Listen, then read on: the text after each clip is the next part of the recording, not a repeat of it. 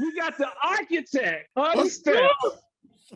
On the steps. First, I think he should explain why he is the architect, because I did not know this story. I just learned this story the other day. So I'm so excited for you to tell everybody why we think of you as the architect.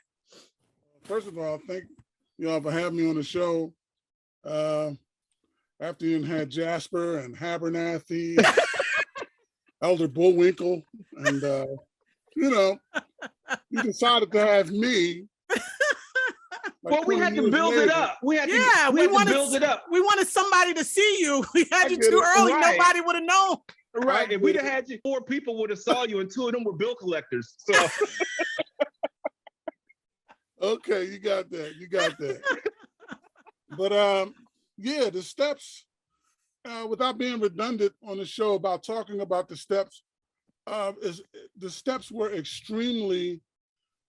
It was fun. It was great. It was good to be around the kids, but we talk about it so much because it was extremely important for our health, our mental state, the things that we were dealing with. Around that time, it was like the mid-70s, going into the 80s.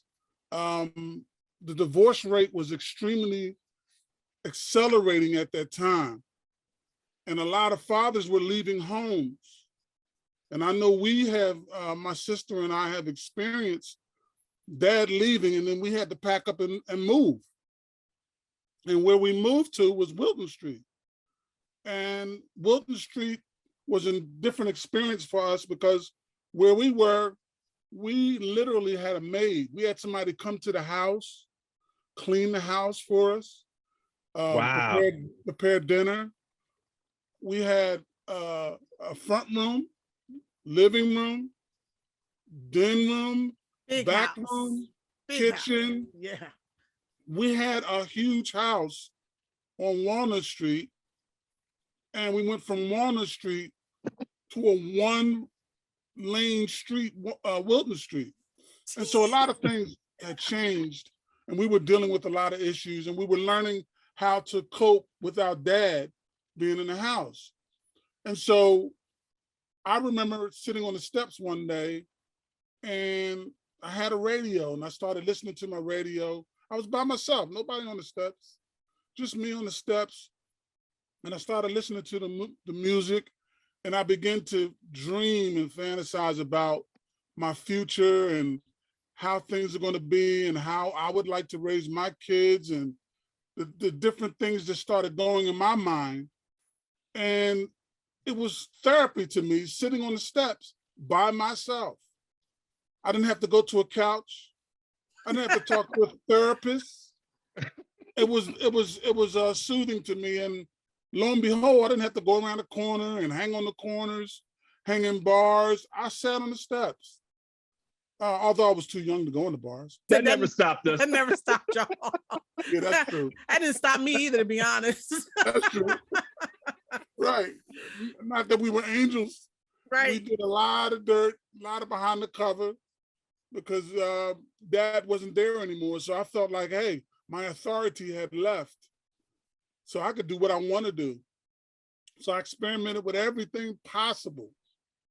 But still sitting on the steps was therapy for me. And after a while, my brother would sit on the steps. My sister would come out, sit on the steps.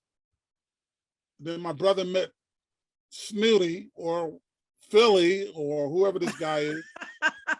The Snoop Meister. To make a long story short, all of a sudden, it was tons of kids sitting on the steps.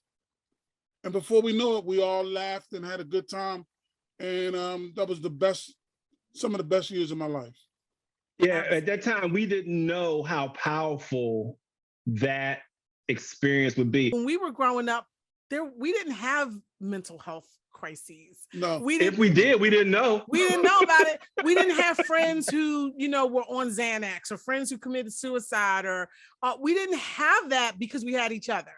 We had each other. Right. And it's like just like y'all said, when you had a rough day or something was going on, for me, school was awful. I hated school. So when I was in school, I would be thinking about the steps. I'd be thinking, when I come home, everybody will gather one by one. Everybody would start coming out, coming and sitting on the steps. And until well into sundown, we would be laughing, playing games, whatever we wanted to do. We'd be having a great time.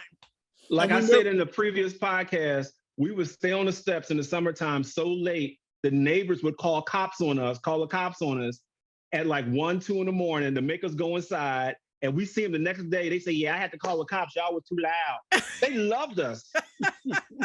But they would call the cops on us to make us go to bed.